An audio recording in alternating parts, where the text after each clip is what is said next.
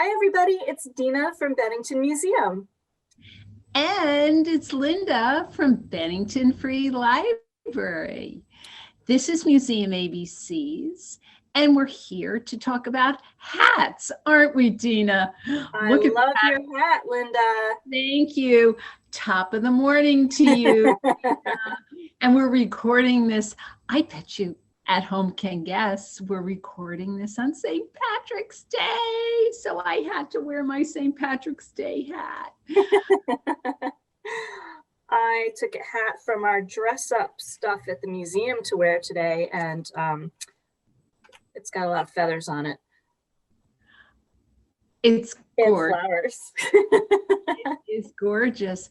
And I have another hat from the museum's dress ups. Let me show you.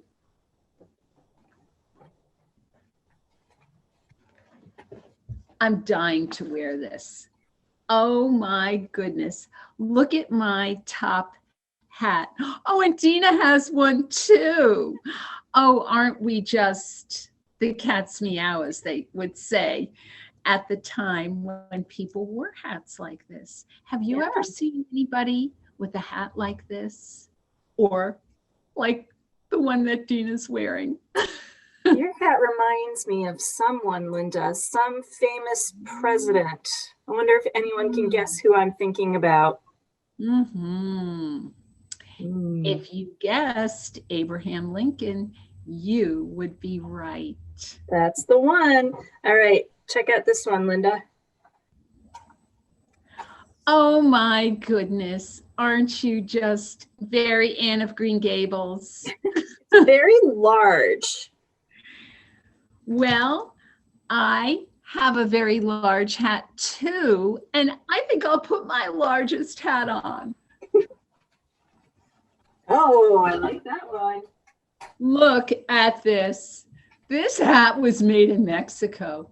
It was made in a country that is very, very hot. Do you think this would give me enough shade if I go out on a blistering hot day? I think so. I think so too. It's really fun to wear. It kind of dances on your head. Wow. The other hat that I have is, it's a very small one.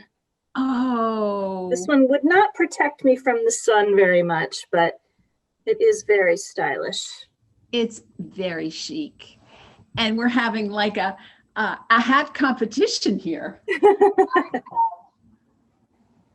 A stylish hat in its day, I have to say. That day is done, but that's where I'm styling, Deana. That is very, very nice. I think I'm going to go back to my original hat because it's the one that fits me the best. You are. Linda, do you have any great books about hats? I have lots of great books at the library about hats. And one of my favorite ones is called Do You Have a Hat? And it's by Eileen Spinelli, illustrated by Geraldo Valerio. Do you have a hat? Something fuzzy, warm, and red to keep the snowflakes off your head. I bet all of you still have your winter hats out. I know I do. Or maybe a floppy brimmed and blue when summer shines down on you. Do you have a hat? Do you have summer hats too? I do. Francisco de Goya had a hat with candles on the brim, a clever hat that suited him, that made a chandelier of light for painting far into the night. Do you have a hat? Oh my goodness, what a hat that was. Igor Stravinsky, who was a composer, had a tattered, battered green beret. He wore it every single day. They say it never left his head, not even when he went to bed. Do you have a hat?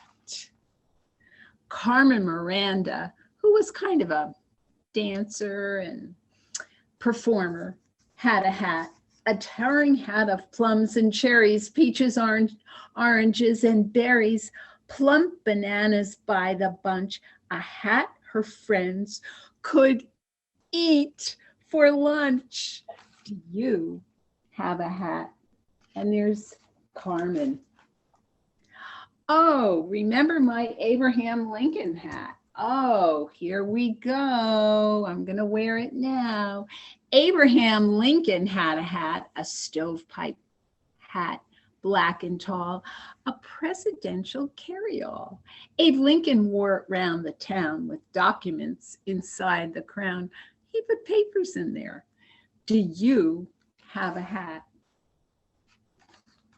Do you carry anything around with you in your hats? That's a new one on me.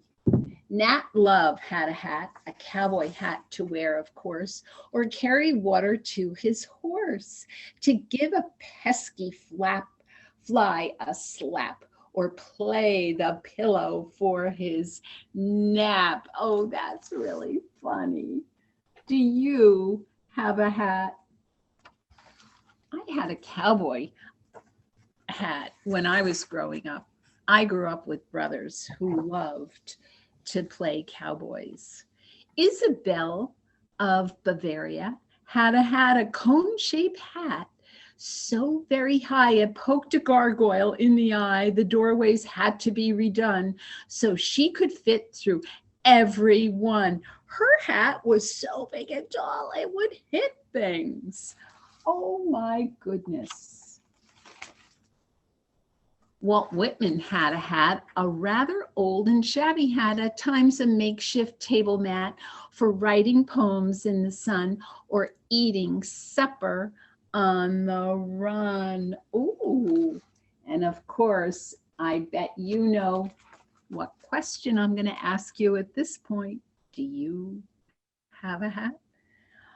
Louis Comte had a hat to close his magic act, a normal looking hat, in fact, but reaching in, as was his habit, Louis produced a bunny rabbit. Do you ever have fun playing magic? Playing magician? You'll need a hat with a rabbit inside. Oh, I wonder if you know who this guy is. He has a pot on his head, and he's under an apple tree. 2 clues. John Chapman had a hat. They say he wore a cooking pot. Some folks believe that some do not. If true, he was a sight indeed, a pot-top sower of apple seeds. There he is. There's Johnny Appleseed. Do you have a hat? Amelia Earhart had a hat. So did Daniel Boone. It's true. Charlie Chaplin, Sally Ride, all of them had hats. Do you? Do you have a hat, a fancy hat, a hat that's plain, a hat for walking in the rain? Pretty soon, we're going to be in that rainy time of the year. A hat with feathers, flowers, bows, a hat that hoots, a hat that glows, a magic hat, a cap, a crown, a country hat, a hat for town, a single hat squashed flat or tall. Oh, look at all those people. They have all different types of hats. Is better than no hat at all. There she is, and she looks like Deana, doesn't she? And she has a Deana kind of hat. There she is with that beautiful red hair. Well, how about that? How about it? Linda, at the museum, we have a lot of hats in our collection, but we also have a lot of great photographs of people wearing hats. So I thought I would share a few of those photographs with our friends. I'd love to see them. Thank you. All right, here are some of the hats photographs of hats in the Bennington Museum's collection. Hats. Hats to keep us warm.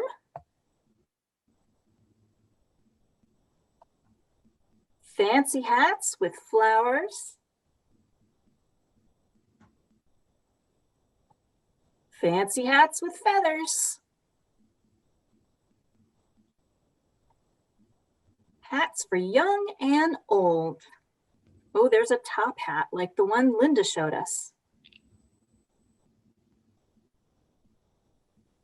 Big hats. Small hats. Hats for work. Hats for play. Cats and hats. That's one of my favorites.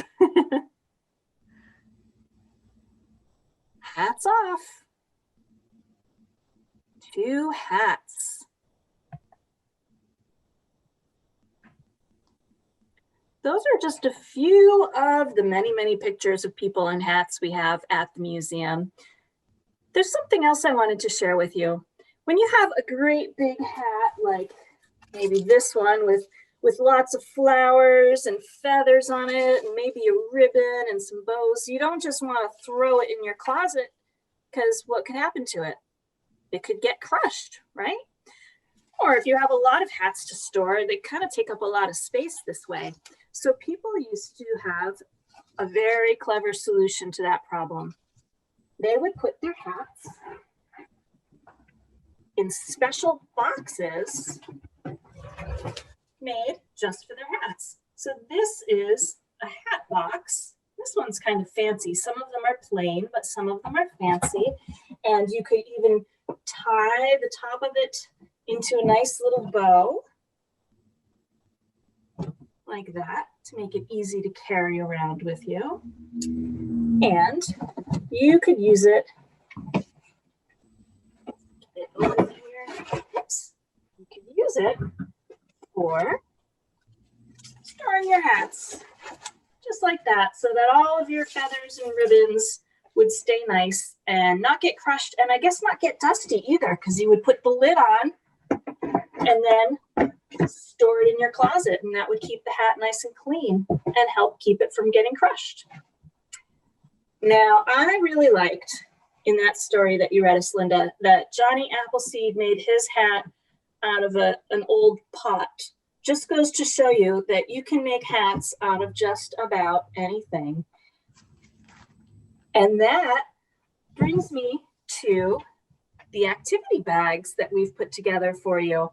And Linda's going to show us what's in these activity bags and tell you how you can get one for yourself to make some hats of your own.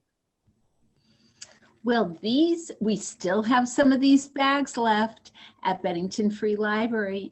And the next time we're open for takeout with these bags right in the foyer is on Saturday. So if you get here early enough, we open at 10 and we close at 2 that day. If you get here early enough, you will see these bags. And here's the activity. I am going to take out some of the stuff that we put in here for you to make a hat. Oh, paper plates, small paper plates, big paper plates, pretty paper plates. Oh, look at this, Deana. There's some cray paper. I love that. There's some chenille strips and look at this pretty ribbon. Deana had some ribbons on her hat. That's right. And lace. That's the good stuff. That really makes for a good hat to maybe tie around your chin. And Deana, you showed us a hat that was kind of this shape, didn't you? Mm-hmm. Yeah. And let's see what else. Oh my goodness. More shiny, sparkly, bendy things and yarn. Oh my goodness. It's a bag full of great stuff. A cup. You might want a special crown. And then, oh goodness, there's all kinds of stuff here. Here's petals and pom-poms and golden stuff. That's right up my alley. I like that kind of stuff. And stickers and flowers. Oh boy, that would look good, wouldn't it? Going just like that. So you can take some glue, take some tape, take a stapler, whatever you like to put things together and create your own hat. And guess who created a hat to show us? There she is. I did. I created a few hats, but I also wanted to mention that, all of that stuff that you had in that activity bag, Linda, most of that stuff I have in my craft closet at home, or my even some of it in my kitchen. So if you run out of bags and kids still want to make some hats at home, just dig into your craft supplies and see what you have. Because like I said, you can make a hat out of just about anything.